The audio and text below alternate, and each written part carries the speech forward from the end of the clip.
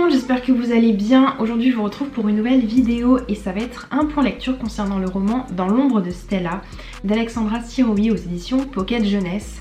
C'est un roman thriller young adult où on va suivre Stella, une jeune fille qui a la particularité d'avoir échappé à une mort, à un kidnapping, on ne sait pas vraiment. Lorsqu'elle était plus jeune, lorsqu'elle avait 5-6 ans, elle est partie jouer dans la forêt avec une de ses copines, Janie. Elle est revenue de cette forêt, mais Janie ne s'en est pas sortie vivante. On ne sait pas ce qui s'est réellement passé, on ne sait pas si elle a été kidnappée, si elle a été tuée, son corps n'a pas été retrouvé. Il y a tout un mystère autour de cette petite fille, de ce qu'elle est devenue, et tout le monde regarde Stella un petit peu de travers puisque elle a réussi à s'en sortir et pas Janie. C'est l'affaire de toute la ville en fait. La police forcément a commencé à enquêter mais n'a rien trouvé de concluant, donc l'affaire a été classée sans suite. Aujourd'hui on est 11 ans plus tard et Stella a décidé de fouiller dans sa mémoire, essayer de retrouver des informations de ce qui s'est passé qui pourraient lui permettre de dire qui est à l'origine du kidnapping ou du meurtre de Janie. Elle va du coup essayer d'avoir des informations auprès de la police, auprès de certains villageois de sa petite ville. Dans son cerveau, ça a fait comme une sorte de blackout. Elle se rappelle plus du tout de comment elle était quand elle avait 5 ans, elle se rappelle pas du tout de cet épisode-là. C'était certainement tellement traumatisant que sa mémoire a complètement foutu le camp. Elle va être accompagnée pour son enquête d'un garçon qui est complètement geek, qui est son ami d'enfance, mais avec lequel elle a dû couper un petit peu les ponts, ou complètement même, parce que voilà, maintenant elle fait partie de la classe populaire, avec des filles qui sont belles, qui sont intelligentes, qui sont pas n'importe qui quoi, donc elles peuvent pas traîner avec des losers. Mais voilà, est-ce qu'elle peut vraiment laisser tomber son amie d'enfance? On va jouer un petit peu à la fois sur le côté thriller et sur un petit peu des sentiments, vous vous en doutez.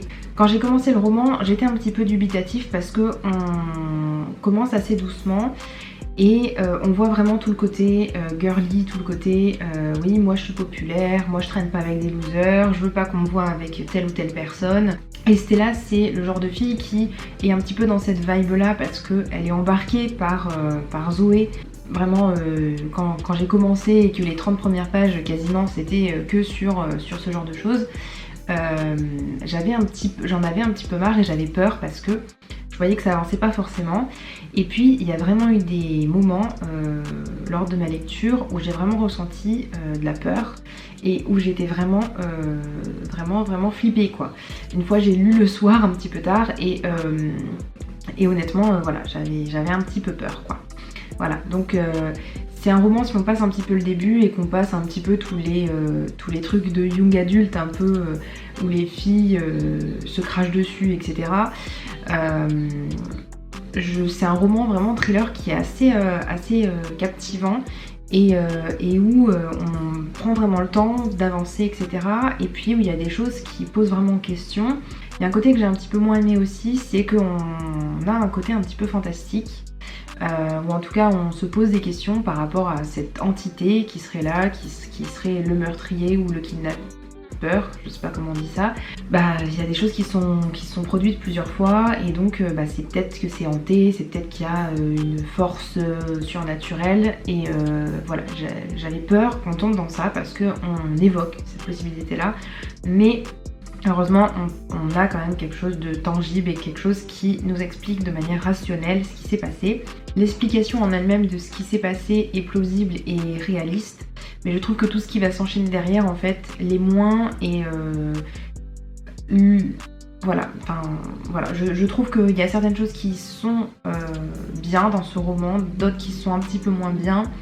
Globalement c'est un thriller que j'ai bien apprécié, mais ça a été loin d'être un coup de cœur. Voilà, j'espère que ma vidéo vous aura plu. Si vous avez lu ce livre, n'hésitez pas à me le dire en commentaire. Et je vous dis à bientôt dans une prochaine vidéo. Ciao ciao!